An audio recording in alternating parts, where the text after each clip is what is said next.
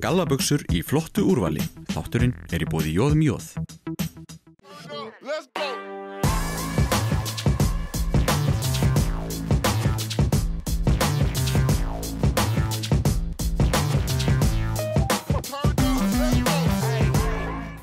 Já, komið sæl og velkomin í taktíkina. Í þennan þátt ég búin að fá til mín alveg sérstaklega góðan gest, tvöfaldan ólympíufara og íþróttamann ársins 1991.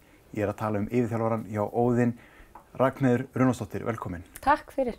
Við ætlum aðeins að ræða sund og reyna svona að opna þess á þá umræðu sem við höfum ekki gert í þessum þætti. Okay. Þú ert að þjálfa hjá Óðinn á Akureyri og í útilög. Segðu okkur frá því. Já, það ákveðin áskorun. En okkur þykir gott að æfa úti, en engar síður þá erfitt að æfa úti í alls kyns frosti og stundu sé ég ekki neitt að það er svo mikil uppgufun og síðan það einnig að við erum ekki að halda nein sundmót á veturnar og mjög lítið á sumrin. Þá engin tekjulind að koma inn til sundfélagsins og erfitt að halda starfinu gangandi, viðurkenna það. En þetta ekki slæmt æfingasvæði, en þetta ekki gott til að markaðsetta einhverja keppni og svoleiðis. Þannig að við höfum ekki möguleika að fá til dæmis meistarmót hingað. Og það lengdin á lauginni sem að spilar þar? Bæði lengdin á lauginni eftir áramót, sem sagt á Íslandsmeistarmótinu í Löngubrautinni og einnig líka að það vantar þak. Það bara, við erum ekki samkeppnishæf við sundlaugarnar á stór Reykjavíkursvæðinu og Hafnarfirði og í Reykjanesbæ. Þau eru með náttúrulega 50 metra laug og yfirbyggða, sem stór kostur. Sérstaklega þegar maður býr á norði hér veraldar, þá það alltaf, það væri allan að valið okkar að hafa yfirbyggðarlaug fyrst og fremst og helst 50 metra. Þá væri við samkeppnishæf. Þá væri samkeppnishæf og gætu fengið mótin hingað, en hvernig það að æfa í þessari lengd og þurfa svo að fara að keppa í fullri lengd? Það ekkert vandamál? Maður hugsar að þetta svo þurfa að æfa alltaf á gervigrasvelli en þurfa svo að keppa alltaf á 11 manna velli í fótbolta. Já. Þetta svona svipað, þetta bara góð samanburður hjá þér því að það alltaf erfitt að komast í 50 metra laugina eftir áramót og það skiptist alltaf þannig að stuttabrautin fyrir áramót og þá það 25 metra laugin og þá við í góðum málum. En síðan eftir áramót allt í 50 metra laug og allar keppnir sem að fara fram á sumrin með landsliðsverkefnum í 50 metra laug. Þannig að við erum svolítið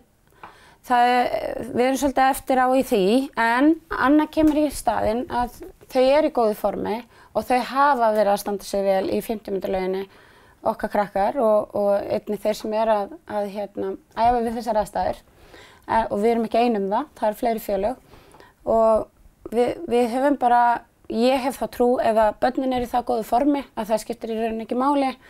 Í hvaða lög þau eru að synda að keppa, en það öðru sér takafjöldi, það öðru sér lengd á öllum sundum og þannig að við þurfum bara aðlaga okkur af því og við þjálfum það bara sérstaklega. Það einmitt málið, þið eru ekki ein þetta, það eru fleiri lið líka og nú ert þú á Skaganum og nær þínum árangri ferð á Ólympíuleikana en æfir í lauginni sem á Skaganum sem bæði útilaug og ekki í fullri lengd. Já, ég upp að Ólympíuleikunum 88 og þá æfði ég 12,5 meterslaug.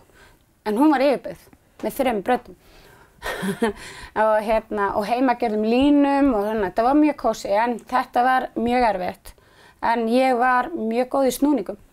Ég hafði alveg kostað fram yfir hérna, Þannig að það líka, þetta styrkir þig á einhvern hátt og síðan veistu alltaf hvað þú þarft að gera eftir að þú æfir lengur að hvað þú þarft að gera til að aðlaga það lengur brautinni. En þetta aftur á móti áskorun fyrir þau lið sem að þurfa í rauninni að æfa við þessar aðstæður og keppa við fólk sem að æfa við hinar aðstæðurnar. Sem sagt í 50 metra laug inni og hafa alltaf kost á að setja upp innanfélagsmót og minnimót til þess að hafa samkeppnin í lagi og allt þetta.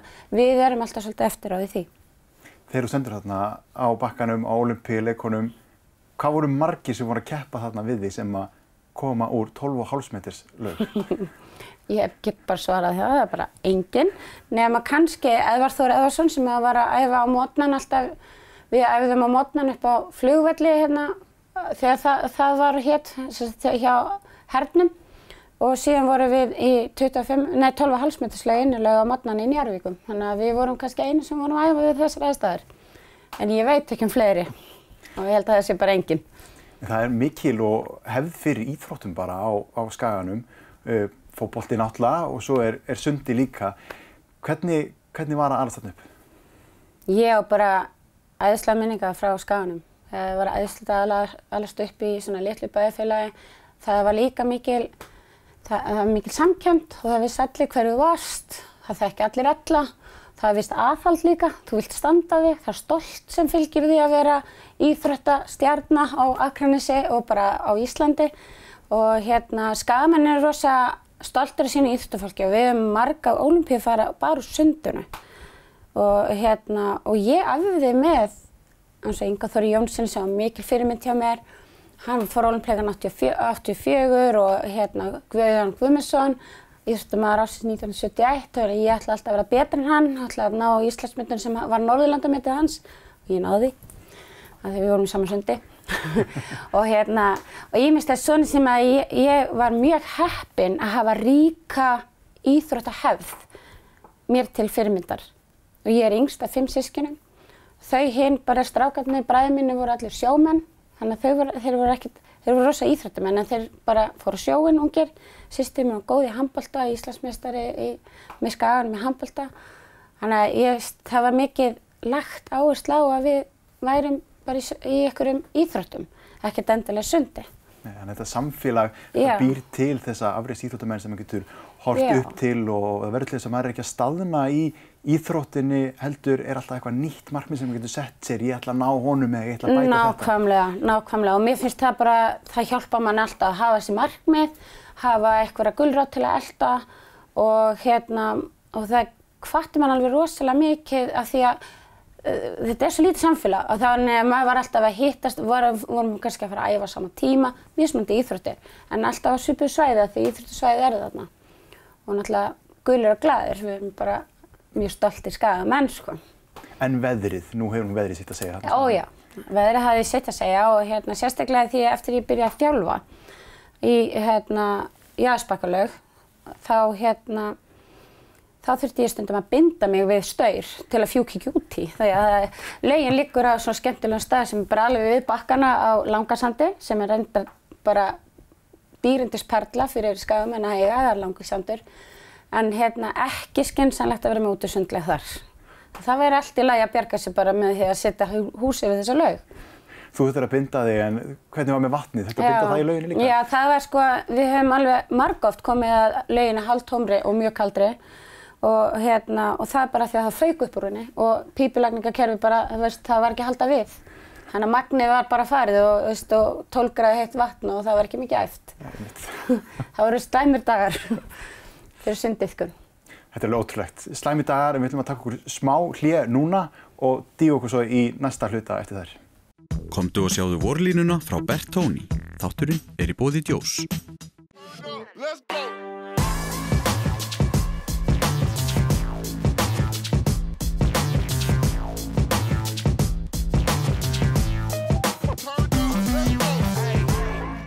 Já, við höldum áfram, við erum að ræða sund hérna.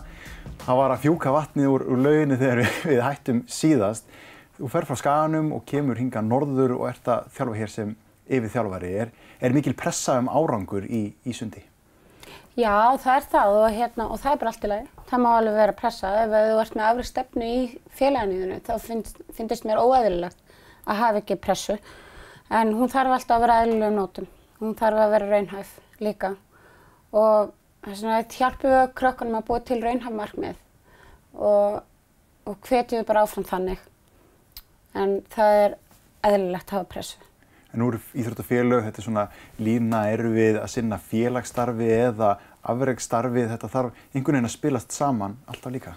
Já, og það er svo lítið prósent af öllum hópnum sem næra að verða afrekksmaður eða afrekkskona.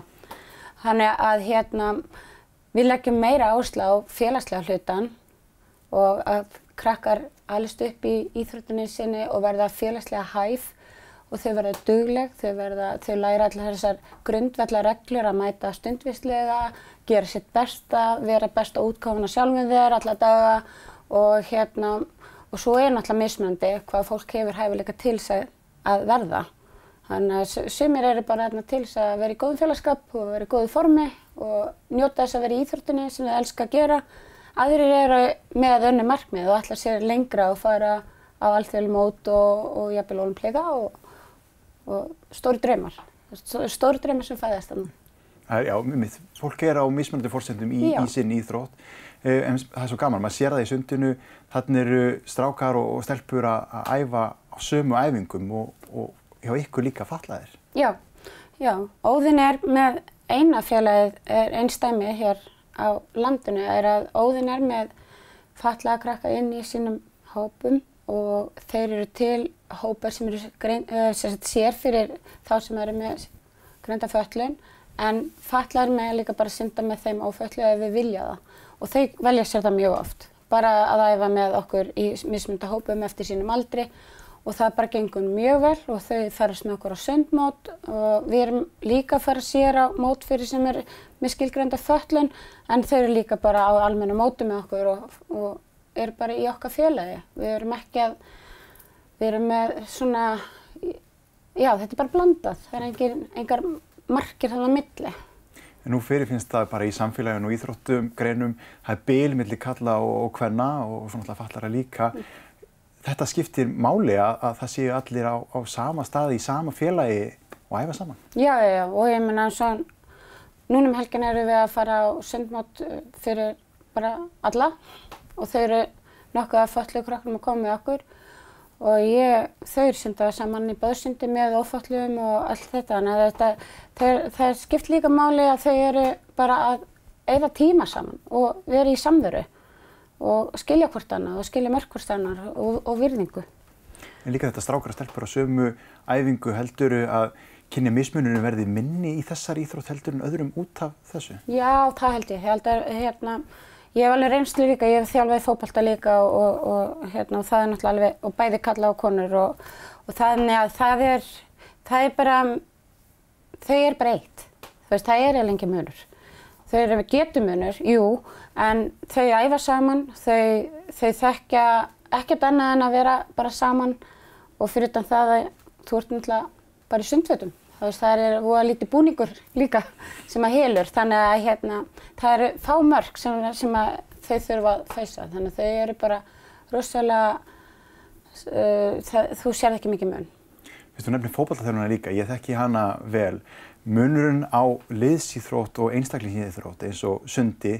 Í liðsíþróttinni hefurðu liðið til þess að bakka þau upp og þú þarft kannski ekki alveg að taka þessa ábyrgð á því sem þú gerir utan vallar eins og mataræði, hvíld og svona þinn lífsstíl á meðan í einstaklingsíþrótt. Ef þú hugsar ekki þessa þætti þá nærðu ekki eins miklum árangri. Þú sér það bara beint á þínum eigin árangri. Já, ég finn rosalega mun sérstaklega næringu með hópíþróttirnar og sundið. Ég reyndar þjálfa bara fótbolta og sundi í rauninni, þannig en það tel ég til baga fyrir hópíþróttirnar eða fyrir fótboltan. Ég tel að þau geti bætt sér mikið þar. Það er mikið notaður orkudrykki þar til dæmis til að svona kýla sig í gang og maður er eitthvað eftir langan dag og fólk er að gera þetta oft með öðru eins og bara sundið. Þú veist, það er bara aðrir er að gera skólan allan daginn og svona. En við þurfum að huga að næringum miklu meira og gera það annars, þetta er miklu meira æfingar líka. Við æfum alveg ansi mikið. Afreksæfingarnar eru ansi margar. Veistu, við eins og til dæmis á daginn sem eru tvöfaldaræfingar þá erum við að æfa alveg 4 til 5 tíma á dag og það þarf að gera til svona árangri. Hvað þarf til þess að verða afreksmaður í sundi? Hvaða eiginleikar er það? Er það kannski bara einna helst það að vera tilbúin að skuldbinda sig í þennan aga? Þú þarft að skuldbinda þig í agan. Þú nærður ekki öðruvísi. Þú þarft að hafa brennandi áhuga og þarft í rauninni að elska það sem þú ert að gera. Þetta er erfið íþrótt og mikið álag í henni, bæði líkamlegt og andlegt. Það er rosalega andlegt álag í stóru keppnunum og þannig að þú þarft að vera tilbúin í það. Þannig að þú þarft að hafa allan pakkan og vera viljugur að vinna því. Það er ekkert endilega þessir efnilegustu sem að fara alla leið. Þeir fara oft fljótar út úr íþróttinni að þegar þeir þurfa að fara að hafa fyrir hlutunum þá gefast þau frekar upp. En þeir sem hafa alltaf þurft aðeins að leggja meira á sig, þeir eru alltaf meira tilbúnir í vinnuna. Þú veist, það er mín reynsla. Þannig að, og líka bara þegar ég var að synda sjálf, þá fann maður þeir sem þurftu að hafa aðeins meira fyrir hlutunum, þeir skiluðu sér lengra. Maður hugsa líka þetta, þú ert að stinga þér til sunds, þú ert að keppa upp á sekúndubrot sem skilja á milli í hvaða sæti þú lendir og þá hlýtur að fara að tína til öll atriði sem að þú hefðir geta gert eða sem að þú gerðir og urðu til þess að þú náðir þeim árangri sem þú náðir. Já, það rosalega mikið og þetta hundruðshlutar, þú sér þetta ekki. Það veist þannig að sem skilur á milli. Þannig að það allt skiptir máli og það verður rosalega svona fín pússering og miklar hugleiðingar í kringum í rauninni hver einustu hreyfingu. Og hvernig, þú þarft að aðlaga þig að líka, sérstaklega þetta erlendis, það er tímamunurinn, það er mataræðið og allt þetta sem þú getur kannski ekki stjórnað, en þú þarft að gera ráð fyrir þessu. Ferðast kannski halva hnöttinn til að fara, eins og Ólympíuleikarnir var í Tókjó. Það verður líka atriði að taka nokkrar æfingabúðir í þeirri hæð og þeim tímasóni og allt þetta sem það þarf að taka inn. Það þarf að taka til þess. Akkurat. Við ætlum að taka okkur smá auglýsingar núna og höldum síðan áfram eftir þær. Gallabuxur í flottu úrvali. Þátturinn í boði Jóð.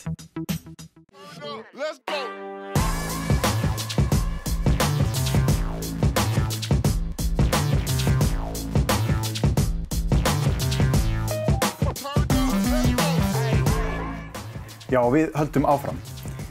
Við þurfum aðeins að ræða það, íþróttamaður ársins 1991 og þú ert önnur konan sem nær þeim árangri. Hvernig var það? Það var æðislegt moment, sko. Þetta var titill sem hann langaði alltaf að vinna og þetta samt titill sem þú kannski, þú veist aldrei almennilega hvort þú vinnur en sama hvað, að þú ert alltaf í samanburði við fullt af öðru flottu íþróttafólki og það aldrei gefið að þú veist eiginlega í rauninni ekki hvað þú þarft að gera til að vinna því að það alltaf hinir sem að framkoma eitthvað líka og svo verður það bara í endan árinu, betur gerði ég nóg.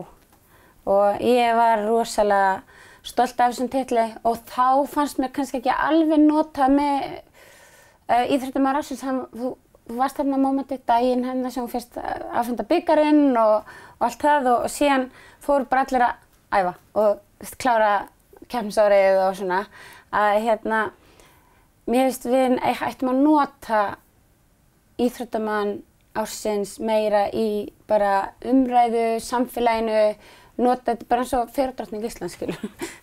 Eins og þú sást hana meira. Já. Sem fyrirmynd fyrir aðra til þess að sjá. Fyrirmynd fyrir æskuna því að ég tel íþróttafólk á Íslandi sé algjörlega demanturinn og rósin af samfélaginu í dag. Þetta bara jákvæðasta sem að gerast í lífinu hér á Íslandi í dag. Og þeir alltaf að standa sig vel, íþróttafólki það sem að taka sigrana og undir Íslands flagginu og við erum að heyra þjóðsönginn okkar spilaðan og við erum bara að gera meira úr þessu. Við erum bara að næra þetta, þannig að æskun okkar sé stolt af því að vera Íslendingar. Af því við erum fullt til þess að vera stolt yfir. Og núna ég get ekki lagt nóg miklu áherslu á þetta því að þetta að jákvæðasta sem að gerast á Íslandi í dag. Akkurat. Heldur það sé einhvern munur þarna á, nú eru hópíþróttirnar, körfubolti, handbolti, fótbolti, þetta eru mjög sjónvarpsvænar íþróttir, við horfum á þessi íþróttamenn, tengjumst þeim, á meðan að afrekin í sundi og frjálsum íþróttum við eigum til kannski bara að lesa meira þau, við erum ekki að horfa endilega á þessi stórmót. Já, og það hefur verið svolítið vandamál, finnst okkur allan í sundinu, ég veit alveg örugglega líka í frjálsum og þessum einstaklingsíþróttum og júdó og þessar íþróttir sem kannski ekki mikið í sjónvarpinu. Það ekki verið að kaupa þetta efni, að þetta ekki sjónvarpsvænt, finnst þeim, en mér finnst þetta mjög sjónvarpsvænt. Og mér finnst mjög gaman að horfa á sund og mér finnst rosalega gaman að horfa á frjálsar og mér finnst bara gaman að horfa á íþróttir og ég tel að við þyrftum að sýna allt það sem Íslendingar að taka þátt í. Mér þykir það mjög mikilvægt. Þannig byggjum við á stolti og fólk vill fara í íþróttir, þau vilja setja krakkana sína í íþróttir, ekki sem bara eitthvað geymslustað, heldur líka bara til þess að þau vilji ná árangri í lífinu. Því að íþróttirnar kenna okkur svo mikið á lífið og það sem ég segi krakkana mína, við erum bara að æfa okkur fyrir lífið. Þetta það sem við erum að gera í lífinu. Það verður ekkert alltaf auðvelt og það fullt af erfiðum hlutum sem eftir að upplifa og þetta þið vitið þið rúllið við upp eða þið rúllið þessu upp í dag. Akkurat. Líf íþróttamannsins og nú hefur þú gengið gegnum ýmislegt í gegnum ævina. Já. Alls konar hluti sem hafa komið fram, ofbeldi og við getum talað veikindi, en heldurðu að þetta að vera þessi íþróttamanneskja og takast á allt sem hún tekist á í íþróttunum hafi hjálpað þér í gegnum þessa erfiðleika? Já, það er ekki spurning. Ég tek þetta bara eins og eitt mjólkursýrusett. Ég þoli rosa mikla mjólkursýru. Ég þjálfaði mér rosalega vel, þannig að ég rúlla þessu upp. Ég alveg fengi brekkurna til þess að klifra yfir og ég bara geri það. Og að það er íþróttunar og það er uppbyldið, það er bakgrunnur minn, það sem ég kem frá og það er ekkert nema duglegt fólk í kringum mig. Þannig að eitthvað það sem er eitthvað mótlæti, ég upplifa ekki beint sem mótlæti, heldur við upplifa sem verkefni sem ég þarf að leysa. Og það er bara gengið vel. Bara eins og að fara að keppa á móti? Já, og bara þú veist, og hugsaði það, ég bara, ok, ég þarf að hvíla mig, ég þarf að borða hollt, ég þarf að bara gera þetta og þetta og þetta og gera mér markmið og þá gengur mér mjög fínt og það hefur gert. Þorbjörg Ingi ofurhlaupari, hann talaði það að sigrast á sjálfum sér, sko, að sigrast að ég get gert þetta eins og í hans tilfelli að hlaupa í 24 klukkutíma, þá get ég gert hvað sem er. Allt annað verður einhvern veginn lítilvægara. Já, enda stórfenglegur íþróttamaður, hann er alveg frábær. Ég er bara, hann er alveg ótrúlegur. En þú ert fyrir þetta kannski? Já, þetta er bara sama hugsunarháttur. Þetta er bara, maður hefur alveg lent á einhverjum brekkum, ég ætla ekki að segja vegg, þannig að ég er bara á brekkum, því að veggur stoppa mig en brekkan hægir á mér. Þannig að þetta er alveg hægt á manni, en þetta hefur ekki sigur á mig. Þannig að og kemur ekki til að gera það. Við töluðum það áðan hvað, sundið er andlegt sport líka. Hvernig hefur þú tekist á við þetta í sundinu? Ég bara æfði mig mjög mikið með huglæga þjálfun. Því að bara eins og í keppendaherbergi á Ólympíuleikunum, þá ertu svolítið lengi í burtu frá liðinu þínu. Þú ert alveg klukkutíma í burtu frá og þá ferði fyrsta keppendaherbergi, undirbúningsherbergi, svo er það nummer 2, svo er það lokaherbergi og síðan ertu komin út á bakka og þá ertu komin í atmosfærið. Og þú verður að þjálfa því öllu þessu. Það er bara hérna uppi. Og toppstykkið verður að vera í lagi. Það verður sko að vera í lagi því að það er það sem skilur á milli í rauninni. Því að þetta er allt rosalega vel þjálfað fólk. Það er enginn þarna sem er bara að taka þátt og vera með. Það er ekki þarna. Þannig að þú þarft að vera vel undirbúin andlega og það gerir maður bara með andlegri þjálfun og huglegri þjálfun. Er þetta eitthvað sem að þú reynir að koma til skila til þinna iðkenda í? Algjörlega. Mér þykir þetta mjög mikilvægur þáttur. Þannig að þau læra að einbeita sér og þau læra að loka af sér. Þau læra að fara inn í sinn heim sem virkar fyrir þau. Og sumir eru voðalega útkverfir og vilja bara vera á fullu þar. Aðrir vilja bara fá verið inn í sjálfum sér. Og allir verða að finna sinn takt sem virkar. En þetta er einstaklingsíþrótt. Þannig að það er öðruvísi þau undirbýrð fótboltalið, vil ég meina. Kosturinn við sundi líka er að þú getur elst í þessu sporti alveg endalaust. Það er þetta að halda áfram að synda, allavega töluvert lengi og þú heldur áfram að synda í dag. Nánast alla ævi, sko. Þegar við settum það á Skaganum og sagði við sund fyrir lífi, því að ég var að kenna alveg frá ungbarnasund og upp í, hvað heitir þetta, Garpasund, þannig að það er svona mastersund og kendi fullt af fólki að synda bara sem var komið háaldraðu fólki og það er allir að synda, það geta allir hreyft sig og það er samanber með fötlukrakkana að þó svo að þau séu í hjólastól bundin þá geta þau notið sínu vatni og gert alls konar hluti í vatni sem geta aldrei gert neins staðar annars staðar. Þannig að við segjum sund fyrir lífið. Nú velti ég þessu samt fyrir mér, ef maður fer út að hlaupa, maður getur verið að hlaupa í mismunandi umhverfi, alltaf stöðugt, en sundlaugin, hún er kassi og þú syndir á bakkanum og svo bara aftur á bakkanum og verður þetta aldrei einhæft. Að sjálfsög getur þetta orðið, sérstaklega undir erfiðustu tímabilin, þá getur þetta verið einhæft og þá er bara þjálfarans að koma með fjölbreytnileikann og hafa þetta brytt upp á nýjum aðferðum til þess að æfa og fara líka út fyrir ramman okkar og fara upp á land og gera hluti þar og það er einmitt þetta að halda fjölbreytileikunum og hafa þetta gaman og þá færðu alltaf næringu fyrir bæði líkam og sál. Þannig að það það svolítið undir þjálfarna komið. Hugsa út fyrir sundlaugaboxið. Já. Ramman þar. En sundmenn eru frekar innrammaðir samt. Svona hluta til, finnst þetta aðeinslegt. Algjörlega, en það þessi agi og þetta líka bara kunnátta sem gott að hafa og það nauðsynlegt að kunna synda. Og það bara, náttúrulega var lífsins nauðsynlegt fyrir okkur Íslendinga að kunna synda. En því miður þá kennslan að draga úr kennslu í sundi. Það að draga úr kennslu í sundi? Já, að það svona stefna virðist vera svolítið í samfélaginu að draga bara úr kennslunni í sundi. Og það þykir mér miður. Já, það eitthvað sem við þurfum að taka aftur seinna og halda áfram með tíminn runnin frá okkur. Takk kærlega fyrir að koma. Takk fyrir að hafa mig. Og takk ykkur áhorfendur kærlega fyrir áhorfið í þessum þætti. Sjáumst í næstu viku.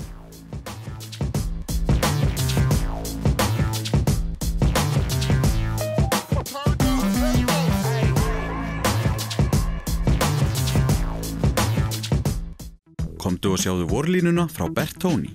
Þátturinn í boði Djós.